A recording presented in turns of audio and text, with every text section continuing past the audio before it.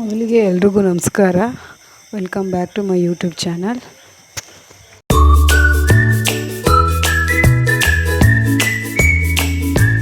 ಎಲ್ಲರಿಗೂ ವರಮಹಾಲಕ್ಷ್ಮಿ ಹಬ್ಬದ ಹಾರ್ದಿಕ ಶುಭಾಶಯಗಳು. ಹಾಗೆಯೇ ನಮ್ಮ ಮನೆಯಲ್ಲಿ ವರಮಹಾಲಕ್ಷ್ಮಿ ಹಬ್ಬದ ಆಚರಣೆ ಹಾಗೆ ಇಂದಿನ ದಿನದ ತಯಾರಿ ಯಾವ ರೀತಿ ಮಾಡ್ಕೋತೀನಿ ಅನ್ನೋದನ್ನ ಈ ವಿಡಿಯೋದಲ್ಲಿ ಶೇರ್ ಮಾಡ್ತಾಯಿದ್ದೀನಿ. ನಮ್ಮ ಮನೆಯ ಲಕ್ಷ್ಮಿ ಈ ರೀತಿ ನೋಡಲು ಕಾಣ್ತಾ ಇದ್ದಾರೆ. ಯಾವ ರೀತಿ ಇದೆ ಅನ್ನೋದನ್ನ ಕಮೆಂಟ್ ಮಾಡಿ ತಿಳಿಸಿ. ಹಾಗೆಯೇ ನಾನು ಸೀರೆ ಉಡೋದು ಮತ್ತು ಸೀರೆ ಉಡ್ಸೋಕ್ಕೆ ಏನು ರೆಡಿ ಮಾಡ್ಕೊಂಡಿದ್ದೀನಿ, ಟೇಬಲ್ ಆಗಿರ್ಬೋದು, ಬಿಂದಿಗೆ ಆಗಿರ್ಬೋದು, ಇದನ್ನೆಲ್ಲ ಹಾಗೆ ತೋರಿಸ್ತೀನಿ. ಮೊದಲು ನಾನು ಗುರುವಾರ ದಿನ ತಯಾರಿ, ಹಬ್ಬದ ತಯಾರಿ ಮೊದಲಿಗೆ ನಾನು ರವೆ ಉಂಡೆ ಮತ್ತು ಕರ್ಜಿಕಾಯಿನ ಇಲ್ಲಿ ರೆಡಿ ಮಾಡ್ಕೊತಾ ಇದ್ದೀನಿ. ಹಾಗೆಯೇ ಬೆಳಗ್ಗೆನೇ ಎದ್ದು ಸ್ನಾನ ಮಾಡಿಕೊಂಡು ದೇವ್ರ ಮನೆ ಸಾಮಾನು ಏನಿದ್ದಾವೋ ಪೂಜಾ ಸಾಮಾನು ಎಲ್ಲನೂ ತೊಳೆದು ಒರೆಸಿ ಆನಂತರ ನಾನಿಲ್ಲಿ ರವೆ ಉಂಡೆನ ರೆಡಿ ಮಾಡ್ಕೊತಾ ಇದ್ದೀನಿ. ರವೆ ಉಂಡೆ ಮಾಡಿಕೊಂಡು ನೋಡ್ಬೋದು ಈ ರೀತಿ ಕಟ್ಟಿ ರೆಡಿ ಮಾಡಿಕೊಂಡೆ. ಆನಂತರ ನಾನು ರವೆ ಉಂಡೆ ಆದಮೇಲೆ ಕರ್ಜಿಕಾಯಿಗೆ ಕೂಡ ಕಾಯಿ, ಕೊಬ್ಬರಿ ಹಾಗೆ ಸಕ್ಕರೆ ಇದನ್ನೆಲ್ಲ ಹೂರ್ಣೆಲ್ಲ ರೆಡಿ ಮಾಡ್ಕೊಂಡು ಹುರಿದು ಒಂದು ಸೈಡ್ ಇಟ್ಕೊಂಡಿದ್ದೀನಿ. ಅದಕ್ಕಾಗುವಂಥ ಮೈದಾ ಹಿಟ್ಟು ಕೂಡ ಕಲಸಿಟ್ಟಿದ್ದೀನಿ. ಆಗ ರವೆ ಉಂಡೆ ಆಯ್ತಲೆ ಇಲ್ಲಿ ಕರ್ಜಿಕಾಯಿ ಹೊತ್ಕೊಂಡು ಕರ್ಜಿಕಾಯಿ ಸುಟ್ಕೊತಾ ಇದ್ದೀನಿ. ಹಾಗೆಯೇ ವರಮಹಾಲಕ್ಷ್ಮಿ ಹಬ್ಬ ಅಂದರೆ ಎಲ್ಲ ಹಬ್ಬಗಳಿಗಿಂತನೂ ಇದು ಒಂದು ಸ್ವಲ್ಪ ವಿಶೇಷನೇ ಅಂತಲೇ ಹೇಳ್ಬೋದು. ಯಾಕೆ ಅಂದರೆ ಲಕ್ಷ್ಮಿನ ಯಾವ ರೀತಿ ಕೂರಿಸೋದು, ನಮ್ಮನೇಲಿ ಈ ರೀತಿ ಮಾಡಬೇಕು, ಆ ರೀತಿ ಕೂರಿಸ್ಬೇಕು ಅನ್ನೋದು ಪ್ರತಿಯೊಂದು ಹೆಣ್ಮಕ್ಳಿಗೂ ಕೂಡ ತುಂಬಾ ಆಸೆ ಇರುತ್ತೆ. ಹಾಗೆಯೇ ನಾನು ಕೂಡ ಸರಳವಾಗಿ ಸಿಂಪಲಾಗಿ ಮಾಡೋವಂಥದ್ದು, ಯಾವುದು ಜಾಸ್ತಿ ಅಂತಾರಲ್ಲ, ಸಿಂಪಲ್ಲಾಗಿ ಮಾಡೋವಂಥದ್ದು.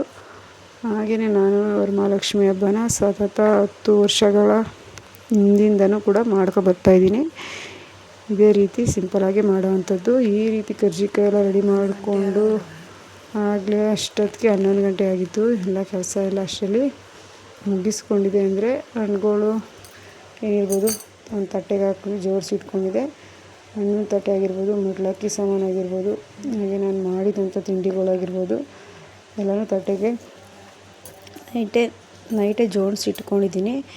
ಹಾಗೆ ಒಂದು ಕಡೆ ಸೀರೆ ಕೂಡ ನೆರಿಗೆ ಹಿಡಿದು ರೆಡಿ ಮಾಡ್ಕೊತಾ ಇದ್ದೀನಿ. ಸೀರೆ ನಾನು ಯಾವ ರೀತಿ ಉಡಿಸ್ತೀನಿ ಅನ್ನೋದನ್ನ ಅದನ್ನೂ ಕೂಡ ಒಂದು ವೀಡಿಯೋ ಮಾಡಿ ಹಾಕ್ತೀನಿ. ಇಲ್ಲಿ ಬೇಗ ನನಗೆ ಟೈಮ್ ಇಲ್ಲದಿರೋ ಕಾರಣ ಲೇಟ್ ಆಗಿದೆ ಅಂತೇಳಿ ನಾನಿಲ್ಲಿ ಬೇಗನೆ ಈ ರೀತಿ ಉಡಿಸ್ಕೊಂಡು ರೆಡಿ ಮಾಡ್ಕೊಂಡು ಇಟ್ಕೊಂಡ್ರೆ ಬೆಳಗ್ಗೆ ಎದ್ದು ಸೀರೆ ಉಡಿಸ್ಕೋಬೋದು ಅಂತೇಳಿ ಈ ರೀತಿ ರೆಡಿ ಮಾಡಿಕೊಂಡು ಒಂದು ಸೈಡ್ ಇಟ್ಕೊತಾ ಇದ್ದೀನಿ.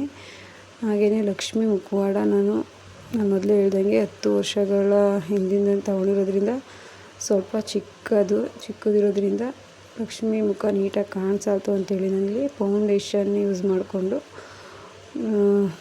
ಸ್ವಲ್ಪ ಕಣ್ಣೆಲ್ಲ ಬರ್ಕೊಂಡು ಚೆನ್ನಾಗಿ ಮಾಡೋಣ ಅಂತೇಳಿ ಈ ರೀತಿ ಫೌಂಡೇಶನ್ನ ಹಾಕ್ತಾಯಿದ್ದೀನಿ.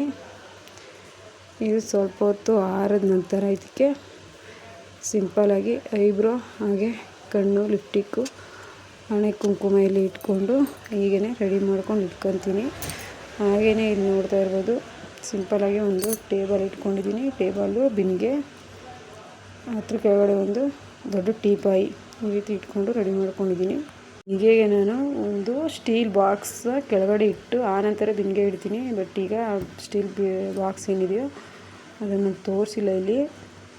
ಅದೇ ವಿಡಿಯೋನ ಒಂದು ಸಲ ಸೀರೆ ಯಾವ ರೀತಿ ಉಡಿಸ್ತೀನಿ ಅನ್ನೋದನ್ನ ಶೇರ್ ಮಾಡ್ತೀನಿ.